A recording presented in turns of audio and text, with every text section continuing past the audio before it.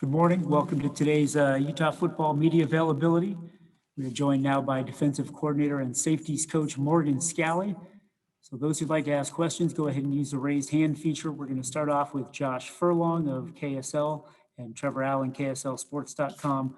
Go ahead, Josh. Hey, Morgan, how are you doing this day?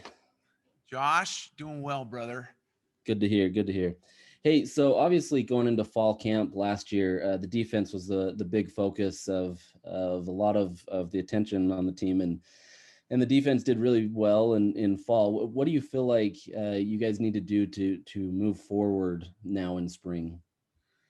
Well, I think the biggest thing is we've got to get back to a little bit more to, who we are in terms of coverage. We're a man coverage team.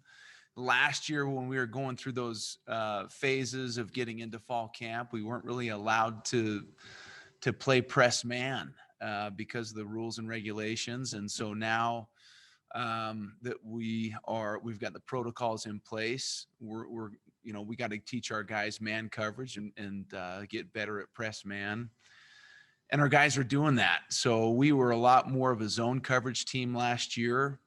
And I believe we got better at our zone coverage ability, but we're a man team, and that's where we've been able to make our plays and get sacks and get disruptive. So getting back into man coverage is a big deal for us. Following up on that real quick, but you've obviously introduced some zone coverage over the years, so it's not like it's a new territory to you. But how hard is it to have to adapt to that as a full-time model instead of that man coverage like you were speaking of? Not too difficult because again, we have it in our package. It's just, we spend the majority of our reps playing man coverage. A lot of our pressures are married to man coverage. It's just something that last year we upped the dose of our zone and zone pressures. So getting kind of back to who we are has been a nice, I guess, change is maybe not the best word, but it is based on what we did last year. We'll go now to Trevor Allen, followed by Josh Newman of the Salt Lake Tribune. Hey Morgan, I was curious about the cornerbacks. You guys moved Kane Savage over to wide receiver at least during spring, and how deep are you at corner for you to be able to make that move? Well, we were also able to move Zamiah Vaughn, who was a free safety for us last year, moved him to corner. So we have the bodies there. We have the guys that we feel have the ability, the speed, the athleticism to play the corner position. And obviously we're about winning football, and that's team football. So whether that's an offensive player coming to defense or a defensive player going to offense, it's all about getting our best guys on the field. And Kane, it was a very good wide receiver in high school. Is gonna add some speed and athleticism to what the offense is doing. So that was a no-brainer. And again, we love the guys that we have at the corner position. Clark Phillips, Malone Mataele, JT Broughton. The other guys behind them that are making strides. Fabian Marks, who made some plays last year in the 5 games that we had there. Zamiah Vaughn, his length and speed adds to what we're doing.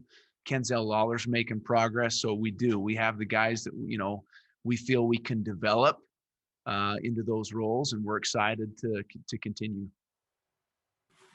We'll go next to Josh Newman, Salt Lake Tribune. Hey, Morgan. When last season started, RJ Hubert, was having, I guess, a bit of trouble trying to get all the way back from the injury.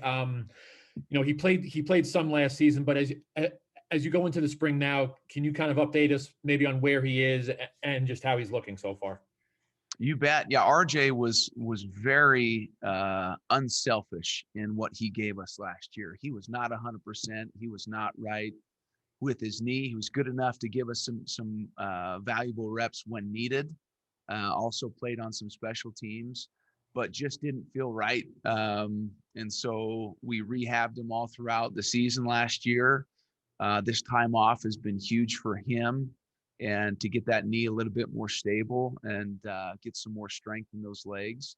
And at least for the first couple days, he looks really good. So we're excited to have him back. That and just his leadership, this guy that's been on the team, been in the safety room, is able to bring the younger guys along. So love him and what he brings to the table, and another example of what, selfless football can do for a team. And just to follow that up, obviously, you had a lot of young guys on that defense getting, live game reps during the fall. In hindsight, how critical was it to their maturation to, not only be able to get those game reps, but to do so without losing the year of eligibility? Oh, invaluable, invaluable. We were probably one of the teams that benefited the most from that, in terms of just getting your younger guys reps, meaningful reps, getting them confidence. The thing that those younger guys have not experienced yet is a crowd. What an opposing crowd can do to you, what a home crowd can do in terms of getting you excited, getting you pumped up. But so we're excited, hopefully, that we're able to get Rice-Eccles Stadium going.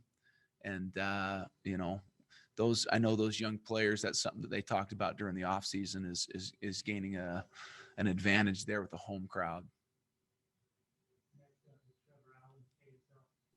Next up is Trevor Allen, KSLSports.com, followed by Cole Bagley from the Daily Utah Chronicle. I know that spring depth charts are always to be taken with a grain of salt, but you have Kamo'i Latu starting at a strong safety. What has his progress been? I know that he's gotten time last year, but how critical is it for his development to get as many reps as possible in spring? Always important for those young guys to get reps. Kamo'i Latu is what we want in terms of a physical football player. He is what our culture is. He's tough. He's bought into the way we do things, and I can't tell you how excited I am for him and his future here at the University of Utah. And you're right, spring depth chart, you really can't pay attention to it. Everyone's competing. The only depth chart that really matters is the one come game week. So that's what we tell our players, is never worry about what a depth chart is saying, particularly in spring. Just keep competing, keep competing, keep competing. Cole Bagley, followed by Josh Furlong. Coach, what kind of value does it bring having a guy like Devin Lloyd returning when he easily could have gone on to the NFL? And what do you expect from him this year? Well, you got Devin, you got Mika, you got Viana. There's a bunch of guys that had opportunities, and to have them back again, particularly if they're leaders, if they do lead by example, if they are, compelling and they bring others along with them, you always want to have those guys in the program. So that's been huge. Devin, he was a leader last year. He's a leader this year, and leaders lead, and there's no drop off there. So not only in the backer room, but you can see him holding other guys accountable in other position groups. He's just a guy that gets it. Not calling guys out. It's also, promoting our culture. And when guys are doing things right, give him a pat on the back. So love Devin, love Mika, those guys that are compelling and leading. Great to have those guys in the program. Josh Furlong. And Morgan, in the offseason, you guys were able to target a ton of linebackers and build that room. What was kind of some of the conversations that went on this in the offseason that allowed you guys to be able to pick up some of these guys, and why has Utah become such a destination for that spot specifically? Well, you recruit to your numbers, the guys that you lose, where you feel you lack depth. And that was one of the positions we felt we needed to strengthen. So we did that in recruiting. Colton Swan did an awesome job of targeting the guys that he wanted that fit our culture.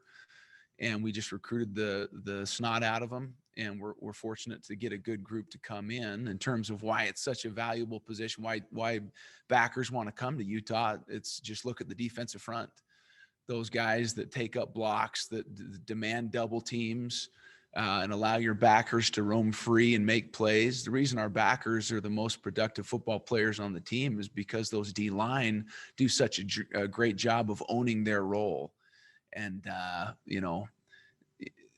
trust me, Devin Lloyd and Nephi Sewell, they're grateful. And they tell those guys, those defensive linemen, how grateful they are for them and what they do. It's a team sport. And, the backers in our defense are going to be productive based on how the D-line does. Our final question will come from Trevor Allen.